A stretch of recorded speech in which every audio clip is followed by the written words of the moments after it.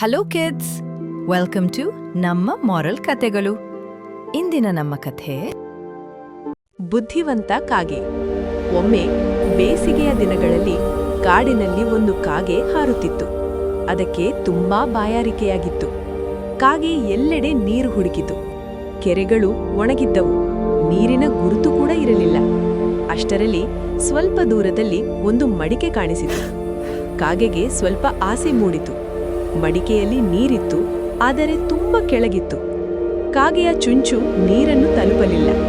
ಕಾಗೆ ಯೋಚಿಸಿತು, ನಾನು ಏನ್ ಮಾಡಬೇಕು? ಅಷ್ಟರಲ್ಲಿ ಅದಕ್ಕೆ ಒಂದು ಉಪಾಯ ಹೊಳೆದಿತು. ಅದು ಸುತ್ತಮುತ್ತ ಇದ್ದ ಸಣ್ಣ ಕಲ್ಲುಗಳನ್ನು ತಂದು ಒಂದೊಂದಾಗಿ ಕುಂಬಾರಿಕೆಯೊಳಗೆ ಹಾಕಿತು. ಹೀಗೆ ಹಾಕುತ್ತಾ ಹಾಕುತ್ತಾ ನೀರಿನ ಮಟ್ಟ ಮೇಲಕ್ಕೆ ಬಂತು. ಕಾಗೆ ಸಂತೋಷದಿಂದ ನೀರು ಕುಡಿಯಿತು. ಅದಕ್ಕೆ ತುಂಬಾ ತೃಪ್ತಿಯಾಯಿತು. ಮಕ್ಕಳೇ, ಬುದ್ಧಿ ಇದ್ದರೆ ಯಾವ ಸಮಸ್ಯೆಯಾದರೂ ಪರಿಹಾರ ಸಿಗುತ್ತದೆ. ನೀತಿಕಥೆ: ಬುದ್ಧಿಯೇ ನಿಜವಾದ ಶಕ್ತಿ. ಧನ್ಯವಾದಗಳು. ವಿಡಿಯೋ ಇಷ್ಟವಾದರೆ ಲೈಕ್ ಮಾಡಿ. ಹೊಸ ಹೊಸ ಕಥೆಗಳಿಗಾಗಿ ಚಾನಲ್ನು ಸಬ್ಸ್ಕ್ರೈಬ್ ಮಾಡಿ. ಮತ್ತೆ ಮುಂದಿನ ಕಥೆಯಲ್ಲಿ ಸಿಗೋಣ.